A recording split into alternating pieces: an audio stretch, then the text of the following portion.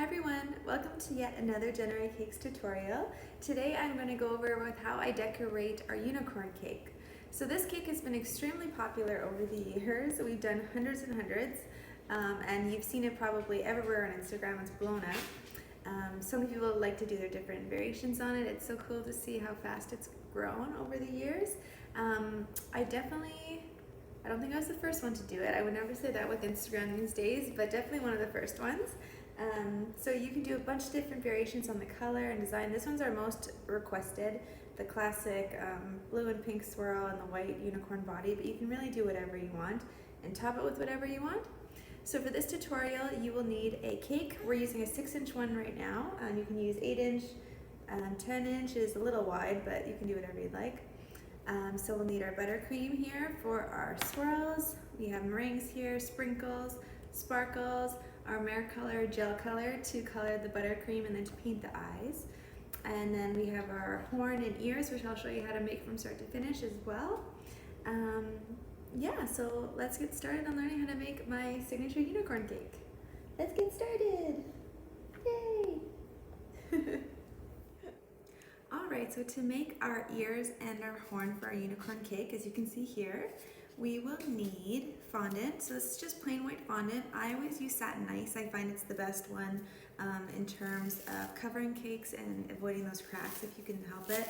And it just doesn't dry out as quickly as other fondants that I've used. The texture is really nice. It's really easy to work with. It's one of my favorites. So Satin Ice is great if you're looking for that. So just white I'm using. Toothpicks I'll need for the ears. So you can see here, they're attached on toothpicks. So we'll need that. This wooden dowel is what I use for the horn, and rolling pin and cornstarch. So I have the styrofoam block here. As you can see, this resting on here. I've chosen the square one because I can stand it up. So when I stick the dowel in, I can put it further than this width, which I think if it was only this tall, it might fall off the cake because the horn is so tall. So that's why I do that. So then I just push this in and make it straight. And then here's where you're gonna eyeball how long you want your horn. So push in a little bit more. So about there. So I have this much sticking in, just to give you an idea. So there we go, make it nice and straight. Okay, so then once that is done, oh sorry, if I mentioned too, you also need egg whites, because that's what I use to attach the fondant to the dowel and to the toothpick. So that's something to always have on hand when working with fondant or gum paste for flowers. My glue that I use is always egg whites. Okay, so now I'm going to start rolling out the fondant and making the ears and the horns, so I'll zoom in so you can see better what I'm doing. Alright, so we start by unwrapping our fondant. You want to make sure it's always wrapped in saran wrap or in a Ziploc bag or something like that to make sure that it doesn't dry out, because if it dries out and it gets a skin on it and you try to mix it all together, there's going to be chunks in your fondant and you don't want that. So I always moisturize it with shortening, which I just have here. Any kind of brand will work. And then you just knead it together. So then you want to start rolling the horn. So I just start working it out like this.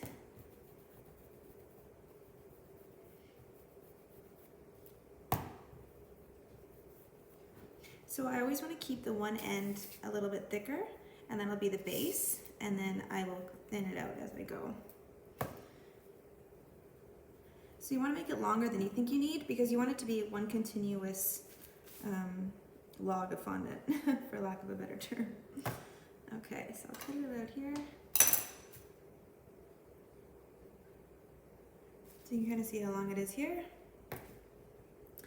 And then what you want to do is take your board here. So this is where I'll take my egg white and just brush it onto the stick here. Right, so then you take this, so there's been egg white on there, and you take your log of fondant and you just start wrapping it. So I just kind of let it fall. I don't really force it. You just want to let it go slowly around the wooden dowel. So sometimes you find your fondant rope will start twisting, so just kind of twist it backwards the other way. Oops. And you keep going around and you kind of just gently press it in. You're not really doing too much right now, just kind of letting it fall where it falls.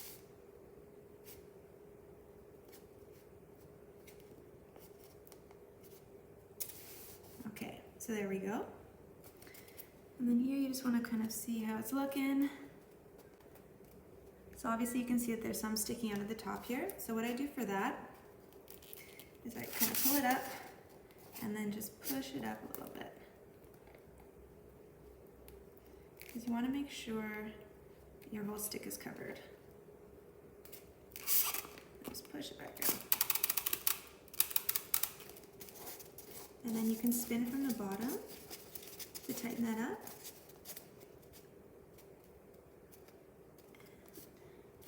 Keep kind of spinning it around here. And if you need help pushing your stick down a little bit, I just use a pair of scissors or pliers. And then you can just grab it from the base and just push it down a little further. And that's what I use to get it off the base as well.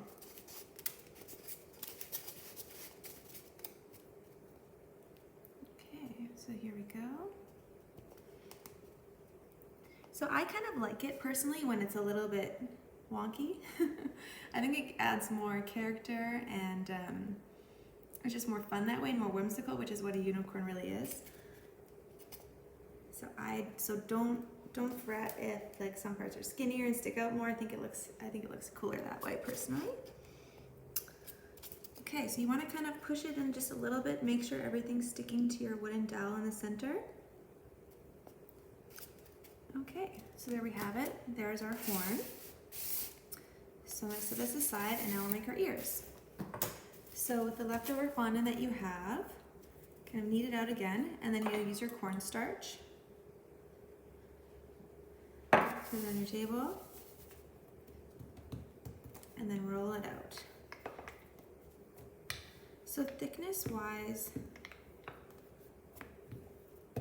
you want it to be thick enough where the toothpick can go through without sticking through. So I have it about this thick. I'm not gonna guess the measurement because I'm always off on that. And then I just eyeball it and just do an ear shape. Okay, so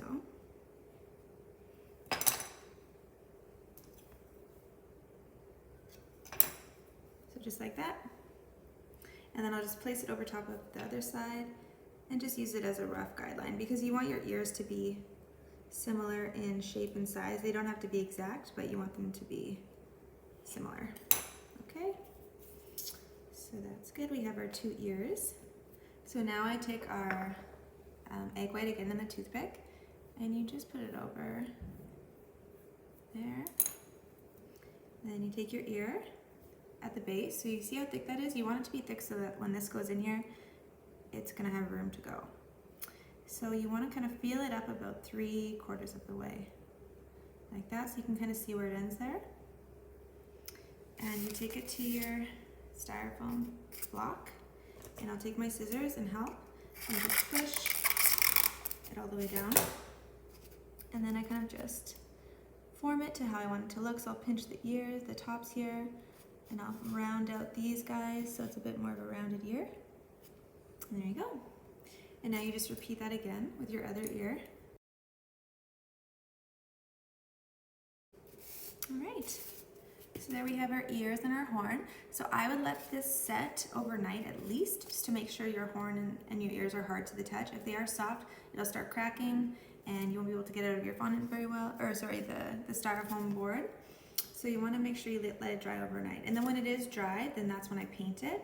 So I'll paint it gold or silver or whatever colors you want. And then let that fully dry, and then you attach it to your cake. So give yourself a good day ahead to make this, or else you're gonna make it your job harder than it already is. So let it dry overnight, and then you'll get this, the magic of television. Okay, so it's time to assemble our unicorn cake. So what I have here is a 6-inch cake that I've already crumb coated and done the final coat in white. You can do whatever color you'd like, but I'm gonna go for our classic unicorn. That's our most popularly requested one. So it's our white base, and we have a blue and pink buttercream swirl mane. And we have some rings to go on top, some sparkles, some sprinkles. It's really fun. So first you want to make sure your cake is really cold. It's extremely important because when we paint your eyes on, if the buttercream is soft at all, it's going to come off on your brush and you're just going to get a mess. So to bypass all that, just make sure your cake is really cold. So to do the eyes, I paint them on with gel color. So here I just have a little black one I have from Wilton. So I'm just going to mix it in with some water here. And you want to make sure the consistency is pretty thick, but still paintable. For this, you're gonna eyeball it. You can measure it out if you'd like to, but I just like to eyeball it. So I always go about 2/3 up the cake, and that's where I kind of start the eyes. So an eye like this. So I start off with the little U shape there. And then before I do any more details like the eyelashes and make it thicker, I'll do the other eye just to make sure I have the right balance and I don't need to redo it. So you just kind of eyeball where you want it to be. And you paint it again. So there we go. So I feel like that looks good. And I'm gonna go in there now with my paintbrush and make it a bit thicker. Even them out a little bit and add eyelashes. So I'm thickening it out. Let's try to do it so you can see it here. Okay.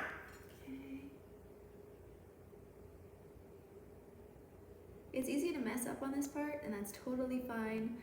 You might just have to scrape off the icing and start again. So I just stick it back in the fridge and then scrape off the little area that you've painted on and then put more icing on there. Smooth it out and put it back in the fridge and try again. Totally fine if you need to do that. Okay, so once you have the eyes done and you're happy with the thickness, then I add the eyelashes. So I usually do, how many do I do? Let's see. 1, 2, 3, 4, 5. So I kind of just loosely put them on there like that. Then I'll do the other eye. And then I'll go in and thicken that up as well. So the reason I thicken them up is just because if I leave them too thin, I just feel like they kind of, you can't really see them on the finished cake because there's a lot going on with the horn and the mane and the colorful ears and everything like that. So I like to make it obvious. I've seen people cut these out of fondant and then put them on the cake. I just think that that would take a lot more time. I like just painting on the cake. I think it's easier, faster, and still looks great. Okay, so there's the eyes. All right, so once we have the eyes painted on, then I'm gonna add the horn. So the horn is what I always do first. So to get that off the styrofoam board, I use my scissors and I just kind of go under here and grab onto the dowel, lift it up, and then you just want to make sure you have it in the center of your cake. Pull it down as far as you can. There we go, so we have that. So that's nice and in there. So then for the mane, what you need to do is I have my piping bag here and I use a star tip. It's 2D Wilton. This is what I do to do the whole mane and a little bit of the tail on the bottom. So I've chosen to do blue and pink as the color of the mane. So I'll just scoop them in alternating colors. And this way it's going to come out all fun and colorful, nicely mixed when you pipe it out. Okay, I think that should be enough.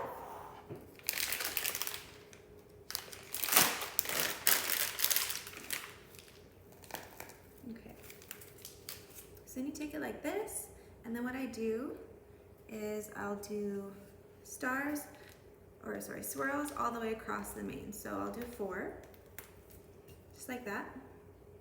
4 swirls across, and then I'll kind of go down in a V shape to the front. So then I'll do 3, 2, and I like kind of going to the side and letting the bang come down a little bit.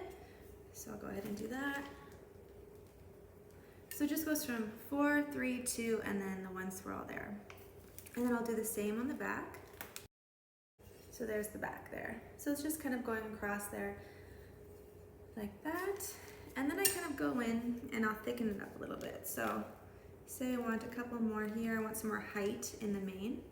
Just kind of add swirls wherever you kind of feel like you want them. Build it up here a little bit. Okay, there we go. And then I like to do a bit of a tail coming around too. So I'll start at the back. So I'll start at the center of the back here, and then I'll just do one little row of swirls.